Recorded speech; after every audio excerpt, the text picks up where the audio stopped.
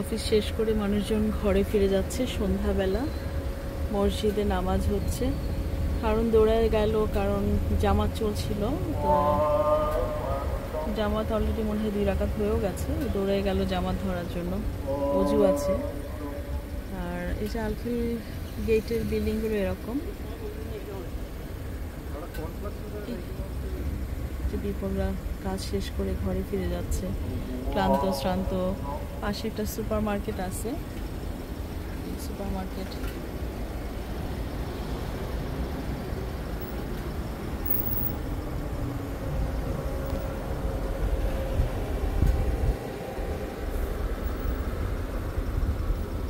Market থেকে বাজার করে তারপর ঘরে ফিরছে।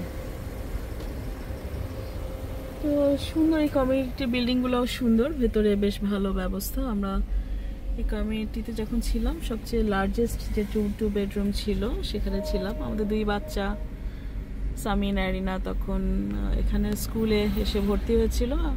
অ্যারিনা তো খুবই ছোট, গ্রেড 1-এ ভর্তি হয়েছে।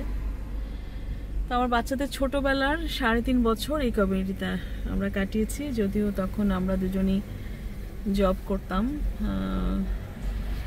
একটা হেলথ কমপ্লেক্সে, একটা হেলথ কেয়ার গ্রুপ, দুইটা হসপিটালে আমরা কাজ করতাম। সারাদিন ব্যস্ত থাকতাম, কারণ ভিন্ন ভিন্ন সময়ে আমাদের ডিউটি ছিল। আমার হয়তো সকাল থেকে বিকেল 5টা, হারুন 2 বেলা করে রাত 10টার আগে আমরা ফ্রি হতাম না। আর বাচ্চারাও এর মধ্যে যেতাম, মাঝখানে আমি সন্ধ্যাবেলা বাসায় চলে আসতাম। তারপর বাচ্চাদের নিয়ে 10টা থেকে 11টা 1 ঘন্টা আমরা একটু ঘোরাঘুরি করতাম, বা ছুটির দিনগুলোতে একটু দূরে যেতাম। জীবন এভাবে কখন যে কেটে গেছে, 3.5 বছর দেখতে দেখতে চলে গেছে।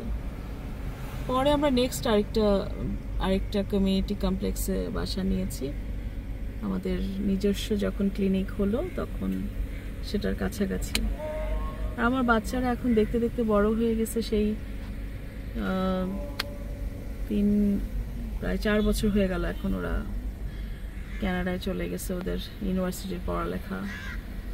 আমার মেয়ে তো ইউনিভার্সিটি ইনশাল্লাহ এবার শুরু হবে।